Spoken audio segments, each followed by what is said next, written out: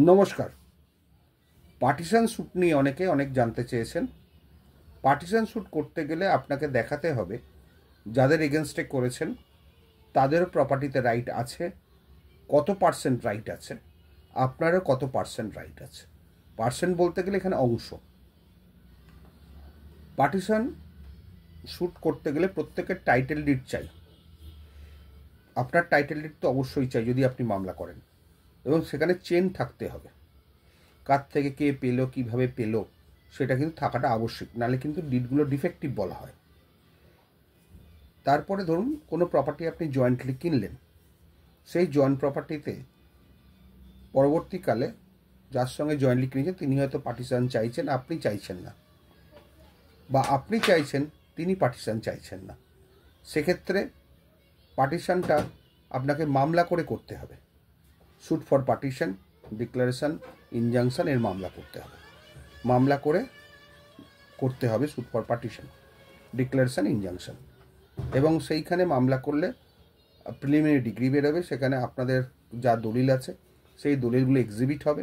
Exhibit হলে কার কত মালিকানা সেই দলিলের মধ্যেই আছে, সেগুলো আপনাদের দেখাতে হবে। একটা মনে পার্টিশন স্যুট একটাই মজা হয়, অল আর প্লেন্টিভস, অল আর ডিফেন্ডেন্টস, এটা একটা প্রিন্সিপাল আছে। সুতরাং পার্টিশন স্যুট সময় সাপেক্ষ ব্যাপার। বারবার বলে দিচ্ছি, একবার মামলা কোর্টে ফাইল হলে 8-10 বছরের ধাক্কা ধরে রাখুন। কারণ পার্টিশন স্যুট যেরকম স্যুটের প্রসিডিওর সেগুলো হয়, প্রথমে প্রিলিমিনারি ডিগ্রি হয়, প্রিলিমিনারি ডিগ্রির পরে কমিশনার অ্যাপয়েন্টমেন্ট হয়। কমিশনার গিয়ে দেখে শুনে আসে কোথায় কীভাবে পার্টিশন করা যাবে, জলের লাইন আলাদা করা যাবে কি না, টেনেন্টের রুম পার্টিশন হয় না, সিঁড়ি আলাদা আছে কি না, বিভিন্ন প্রসিডিওর এবং যথেষ্ট লং প্রসিডিওর। সুতরাং পার্টিশন স্যুট করে পার্টিশন পেতে পেতে দেখলেন আপনি পার্টেড ফ্রম দ্য ওয়ার্ল্ড হয়ে গেলেন। মোটামুটি 10 বছরের ধাক্কা ধরে রাখুন। সুতরাং আমি একটা কথাই বলি, পার্টিশন স্যুট করাচ্ছে আপনারা মিউচুয়াল আন্ডারস্ট্যান্ডিং করে নিন, সেটা হচ্ছে বেটার। শ্যুট করতে গিয়ে পুরো ফেঁসে যাবেন, প্লাস অর্থ ব্যয় আছে। একটা পার্টিশন স্যুট যদি লোয়ার কোর্টেও করেন, মোটামুটি $1,50,000-2 কোনো ব্যাপারই নয়। তাতেও কুলোবে কিনা আমি জানি না, কারণ কতদিন মামলা চলবে সেগুলোর উপর নির্ভর করছে। আর আরেকটা মিউচুয়াল পার্টিশন, সবাই মিলে বসে দেয়াল তুলে পার্টিশন করে দিলেন, সেটাকে মিউচুয়াল পার্টিশন বলে।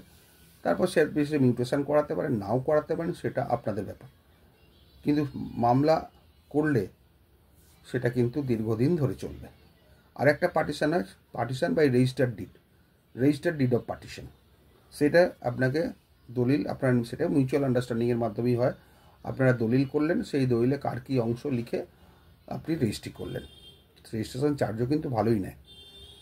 তাহলে 3টে রকম হলে, একটা হচ্ছে মিউচুয়াল পার্টিশন, কোনো কিছু করলেন না, দলিল করার দরকার নেই, পাঁচিল তুলে দিয়ে করে নিলেন, ওটা মিউচুয়াল আন্ডারস্ট্যান্ডিংয়ের উপর নির্ভর করছে।